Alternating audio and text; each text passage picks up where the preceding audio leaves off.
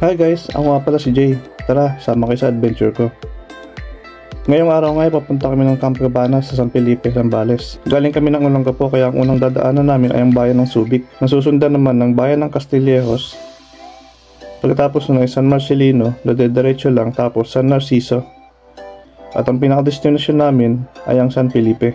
Wala pang isang oras ang biyahe dito kung magmumula ka ng Olongapo. Pero syempre, nakadepende pa rin yun sa takbo mo at sa traffic. Kapag nakita mo na ang palengke ng San Felipe sa bandang kaliwa, yung unang kanto paglagpas ng palengke pa kaliwa ay doon ka papasok, tapos dire-diretso na. Pag nadaanan mo na itong tulay na may arko ng Santo Niño, ay siguradong nasa tamang daan ka na. Diretsoin mo lang hanggang dulo, tapos kakanan ka lang hanggang makita mo na ang Camp Cabanas sa bandang kanan.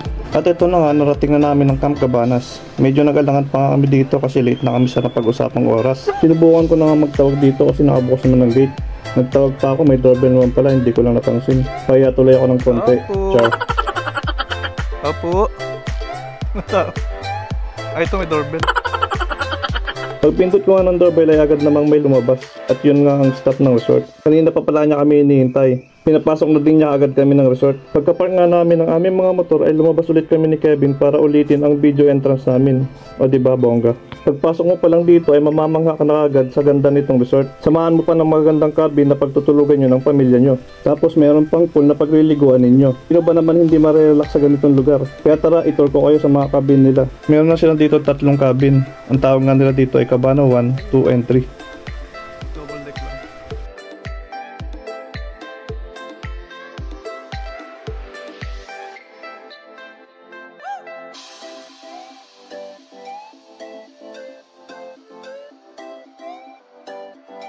Sa ganda nga ng mga cabin nila ay siguradong maimbing ang magiging tulog nyo ng pamilya nyo o ng partner nyo o sino man ang kasama nyo na mag-i-stay dito. Lahat nga pala ng cabin nila dito ay may aircon kaya sulit talaga ang tulog nyo. Nahuli pa nga ako dito sa camera nang umakata ng foods.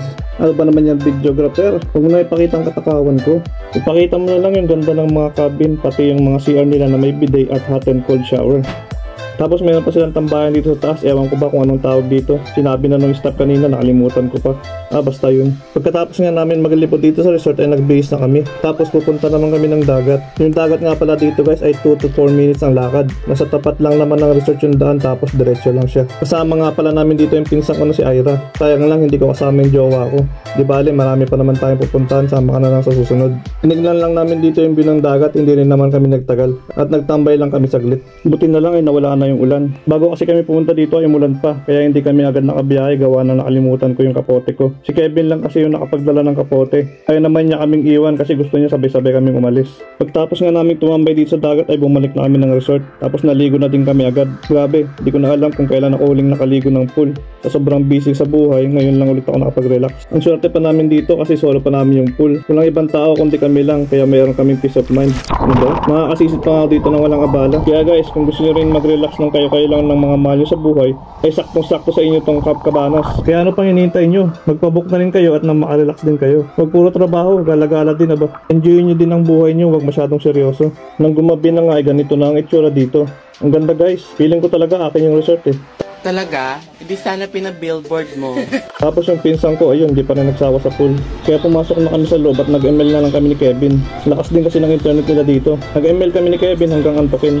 Pagtapos nga namin mag-ML ay natulog na kami. Pagising naman namin ng umaga ay naka-ready na ang pre-breakfast namin pagkalabas namin ng kwarto. FYI guys, nag-dinner din kami kagabi, hindi ko lang nabidyohan. 4 nga pala na plato ang naisab sa amin dyan kaya pinagkatian lang namin yung isa. Habang kumakain nga kami ay nag-uusap kami kung ano naman ang gagawin namin bago kami mag-out. Sakto naman narinig ng staff na nasa bandang likod namin yung pinag-uusapan namin. Kaya nagsuggest siya na pumunta kami ng Coastal Road na malapit lang dito. Kasi meron din daw magandang view doon. Tinanong ko pa nga kung pwedeng lakarin. Pwede naman daw kaso medyo malayo kaya mas maganda kung magmumotor na lang daw kami. Para mabilis kami makarating at mabilis din kami makabalik sa camp. Bale yun na rin ang huli namin gagawin bago kami umuwi. Hindi na kami makakaligo ulit kasi isa lang yung nadala naming panligo. Okay na rin yun, at least nakaligo na kami. Pagtapos nga namin kumain ay nilabas na rin agad namin ng mga motor at dali-daling umalis. Ang ganda talaga ng view dito. Puro pine tree pa ang madadaanan mo. Tapos pagdating mo sa dulo, ang ganda din ng view. Ang presko pa ng hangin.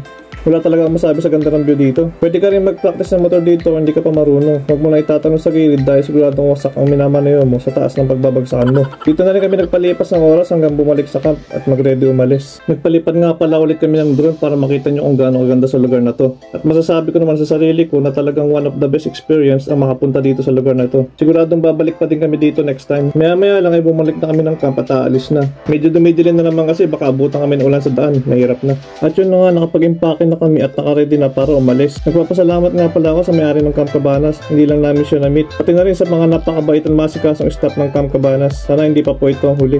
For inquiries and reservations, PM lang po kayo sa page nila. Hanggang sa muli, Camp Cabanas. Hanggang dito na lang guys. Salamat sa pagsama.